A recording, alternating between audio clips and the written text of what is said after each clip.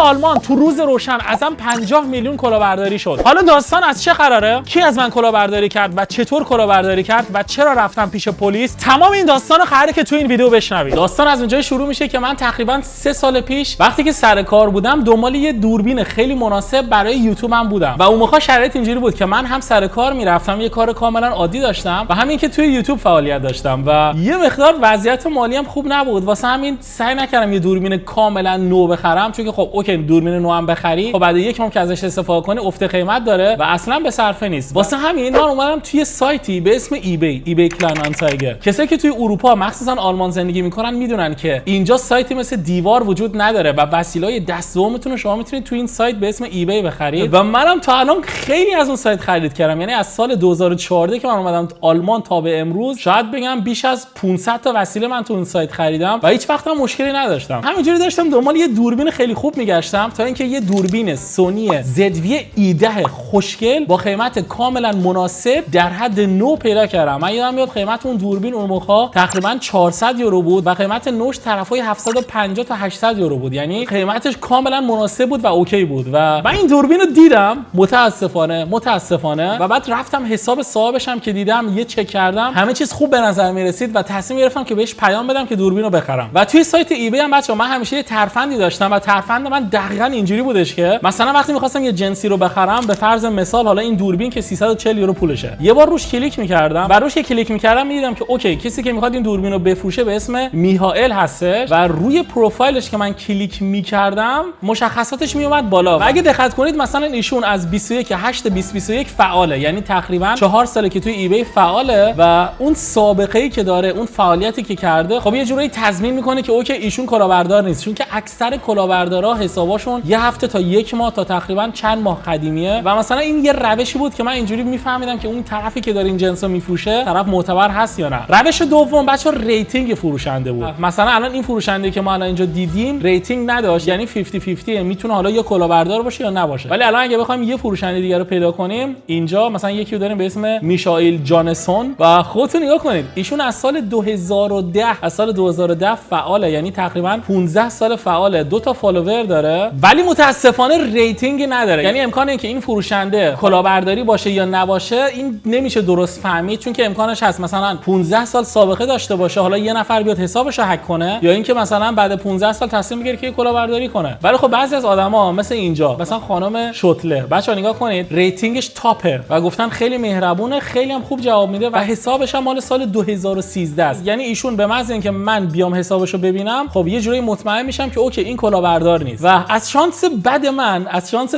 یعنی واقعا نمیدونم از کجا شروع کنم بچا، من یه دوربین سونی ZV E10 دیدم و اینم دقیقاً آگهی اون دوربینه بود بچا. این شماره آگهیش بود که اینجا نوشته تاریخ 11/2/2022 ایشون این دوربینو گذاشته بوده برای فروش و اسمش هم سونیا بوده، یعنی یه دختر آلمانی و از سال 2011 فعالیت داشته. یعنی سال 2022 که من آگهیشو دیدم اون موقع چک کردم دیدم که اوکی ایشون بیش از 11 ساله که فعالیت داشته و برای من خیلی معتبر به نظر میرسید. یعنی برای من همه چی اوکی بود. قیمت دوربین 400 یورو بود، اینم از 4 تا عکس این دوربین و اون موقع تایمی بود که من واقعا با گوشی فیلم میگرفتم و هر چقدر من پول از کار اصلیم در میوردم همه رو خرج یوتیوب میکردم و مثلا 400 یورو واقعا اون موقع برای من مبلغ خیلی زیادی بود. یعنی واقعا مبلغ خیلی زیادی بود. مثلا بابت همین مبلغ بعد یه هفته کار میکردم سر کار. بچه‌ها ما این آگهی رو دیدیم، از دوربین خوشمون اومد، گفته بود که رسید داره، همه چیش اورجیناله و دوربین خیلی خوبیه. پیامام بچه‌ها اسکرین شاتشون همچنان هست. نوشتم سلام سونیا، من از دوربینت خوشم اومده و چجوری میتونم پرداخت بکنم؟ میخوای با پیپل برات پرداخت کنم یا اینکه مستقیم پولو بزنم به حسابت؟ و این که بچه‌ها اینم بهتون بگم من بهش گفتم مستقیم پولو بزنم به حساب، دلیلش این بود که حسابش قدیمی بود و ریتینگ مثبت داشت، اصلا بهش نمیومد کلاهبردار باشه و اونم جواب داد که اوکی آقا تو میتونی پولو بزنی به حسابم. بعد ما اینجا یه ذره با هم چت کردیم، گفتم که مثلا که دوربینی که میفرستی پایم همراهشه، گفته آره پایم همراهشه، همه چیز اوکیه و من حتی اینجا اسم و فامیل و آدرس من بهش دادم. اونم بچه‌ها شماره حسابشو برام فرستاد و بچه‌ها شماره حسابش هم مال آلمان بود. ایبانش خب ایبان یعنی همون شماره کارت، دی یعنی دویچلند یعنی آلمان، سونیا آنتاس یعنی اسم معتبر، همه چیز اوکی بود. منم آدرس براش فرستادم و قرار شد دیگه پولو براش بزنم. بعد اونم نوشته بود که اوکی پولو برام بزنی من برات میفرستم. پرسیدم گفتم آقا رو دوربین خط هست؟ گفتش که نه خط هم حتی نداره. گفته بود دوربین خیلی خفنیه. منم که وسوسه شدم بدجور و گفتم اوکی من پول الان براتون میزنم. بعد من همونجا پولو براش زدم، جوری که من پولو زدم همون موقع مینشست تو حساب حسابش و بعدش اینجا بیام پیام داد گفتش که نه پول به دست من نرسیده، میتونی یه اسکرین شات برام بفرستی؟ منم گفتم آره مشکلی نداره که. گفتم اوکی ایشون حتما معتبره، پولم براش دادم، اسکرین شات هم میفرستم. و بچه‌ها اینجا من حتی یه اسکرین شات هم فرستادم، 406 یورو من بهش دادم، حتی 6 یورو بابت ارسال و یه قرون هم باهاش چونه نزدم، چون که قیمتی که گذاشت بود قیمت منصفانه ای بود، قیمت اوکی بود. منم سر کار بودم مثلا حوصله نداشتم چونه بزنم و مستقیم پول بهش دادم. و اینجا اون نوشته بود که اوکی هر وقت که پول اومد شما شماره تماستون هم بده که من هم بتونم بهتون زنگ بزنم، چه میدونم بهتون پیام بدم و منم الان میام اینجا آگهی ما برمی‌دارم و دیگه دوربین رو برات میفرستم. گفتم اوکی اگه میخوای به من پیام بدی همینجا میتونی بیام پیام بدی، من پولم دیگه برات فرستادم دیگه، حالا دیگه باید به زودی بیاد توی حسابت. و اینجا نوشته بود اوکی و اونم اینجا نوشته بود که لایدا هابش نخنش اهالتن، گفته بود که من هنوز پول به دستم نرسیده و اگه فردا یا پس فردا به دست من رسید همه کارا رو اوکی میکنیم. بعد منم اینجا گفته بودم اوکی همه چیز عالیه، روز خوبی داشته باشی، کاملا محترمانه. و بعد دیدم این دیگه اصلا به من پیام نداد و بچا اون روز جمعه بود، من تا دوشنبهش صبر کردم و دوشنبه بهش پیام دادم گفتم سلام چطوری، پول نیومد به حسابت؟ بعد دیدم جواب نداد. سه شنبه علامت سوال فرستادم دیدم جواب نداد. بعد اومدم چهارشنبه دوباره یه پیام دادم گفتم آقا شماره پستی رو میشه برام بفرستی؟ و اگه اون جنسو فرستاده باشه که حتما شماره پستی باید برام بفرسته، ولی اونم جواب نداد. بعد من عصبی شدم، چهارشنبه شبش بچا بهش پیام دادم گفتم اوکی پس من الان میرم به پلیس میگم و دیگه ازش شکایت میکنم و دیگه هم اصلا بهش پیام ندادم. روز بعدش من دیدم حتی حسابش هم بسته شد. من همون روز رفتم آنلاین توی سایت پلیس و از این خانم شکایت کردم و بچا اینم از شکایت نامه من از پلیس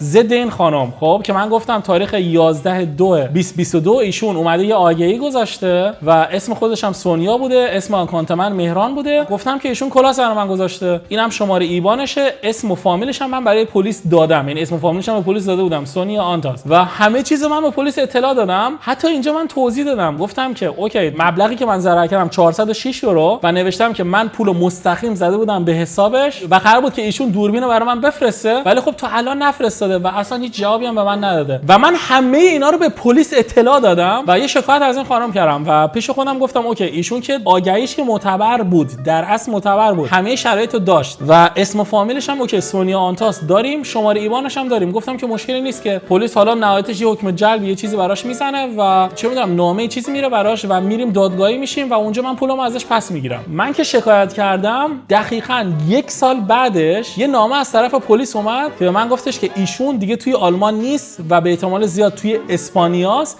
یعنی حتی پلیس آدرسش هم داشت، گفته بود که ایشون توی اسپانیاست، توی فلان شهره و از اونجایی که توی آلمان نیست ما نمیتونیم بهش نامه بفرستیم و نمیتونیم کاری بکنیم، دیگه توی آلمان نیست، از مرز خارج شده و از دست ما هیچ کاری برنمیاد. ولی گفته بود که پرونده رو همچنان باز نگه می‌داریم و هر وقت که ما گرفتیمش به شما اطلاع میدیم. گفتم اوکی پس همه چی اوکیه. ایشون فرار کرده رفته اسپانیا، پولم برداشته و حالا شاید یه مبلغ خیلی کوچیک از من گرفته باشه، امکانش هست که این دزد کثیف از 100 نفر دیگه هم کلاهبرداری کرده باشه، مثلا از یه نفر 10,000 تا، از یه نفر 5,000 یورو، از یه نفر چه میدونم 2,000 یورو و این همه پول برداشته باشه و رفته باشه اسپانیا. و من منتظر موندم تا اینکه چند روز پیش یه نامه جدید به دست من رسید و بچه‌ها خودتون ببینید ما همین چند روز پیش یه نامه از طرف دادستانی، بچه‌ها این بالا دقیقاً نوشته که شتات انوالشافت یعنی دادستانی برلین دریافت کردیم و تو این نامه نوشته شده که ما پرونده شما رو بستیم. دلیلش هم اینه که ایشون از آلمان رفته بیرون. برای من خیلی جالبه، اصلا این مبلغ الان مثلا برای من مبلغ خیلی زیادی نیست، چه میدونم 400 500 یوروه اوکی، ولی چیزی که برای من جالبه اینه که یه نفر اومده کلاهبرداری کرده، سر چند نفر رو کلاه گذاشته و از آلمان رفته و الان مثلا توی کشور همسایه است و پلیس هیچ کاری نمیتونه بکنه. خیلی برای من جالبه و این خیلی هم ناراحت کننده است، چون که شما به محض اینکه توی آلمان یه جرمی مرتکب بشید، حالا به غیر از قتل اصلا واقعا یه موردیه که بین المللیه، یعنی هر جای دنیا برید اینترپل هست و اون میاد دنبالتون. اوکی ما کاری به قتل نداریم، ولی به غیر از قتل شما هر کاری توی آلمان انجام بدید و پاتون رو بذارید توی کشور همسایه، مرزام که بازن، یعنی اصلا هیچ کنترل مرزی وجود نداره، پاتون رو بذارید توی کشور همسایه پلیس هیچ کاری نمیتونه بکنه. این خیلی برای من جالبه و من حتی شنیده بودم که یک نفر اینجا اومده بود یه شرکت باز کرده بود، نزدیک به 10 تا مشتری گرفته بود، شرکت ساخت و ساز خونه‌ام بوده و از اون 10 نفر نفری 40,000 یورو کلاهبرداری کرده بود، پول ازشون گرفته بود و بعد فرار کرده بود، اونم رفته بود اسپانیا و 400,000 یورو هم بدهکاری داشته توی آلمان. پلیس هیچ کاری نتونست بکنه، آدرس دقیق اسپانیاش هم داشتن، میدونستن کجا زندگی میکرد، ولی هیچ کاری نتونستن بکنن و این متاسفانه یه نقطه ضعف توی سیستم پلیس آلمانه که خیلی از کلاهبردارا ازش استفاده میکنن. من تو اون تایم پولامو جمع کرده بودم، می‌خواستم یه دوربین بخرم، خیلی خوشحال بودم بابت اون دوربین، پولو زدم به حساب یارو، اصلا اشتیاق داشتم که این دوربین رو بفرسته، بیارم بازش کنم، باهاش برم ویدیو بگیرم، کیفیت ویدیوام ببرم بالا. و اون پول واقعا با هزار زحمت و پولی بود که واقعا بابتش عرق ریخته بودم، اینجوری من به دستش آورده بودم. و بعد دیدم که این یارو هم کلاهبردار از آب در اومد و تو اون تایم خیلی منو ناراحت کرد و بیشتر از اون این موضوع منو ناراحت کرد که الان پروندهش بسته شده. چون که من معتقدم آدمی که اینجوریه، آدمی که کلاهبرداری میکنه، خب یک انسان کاملا کثیفیه، به هیچ عنوان چنین انسانی نباید بخشید. واقعا میگم، چون که به خیلی ضربه میزنه.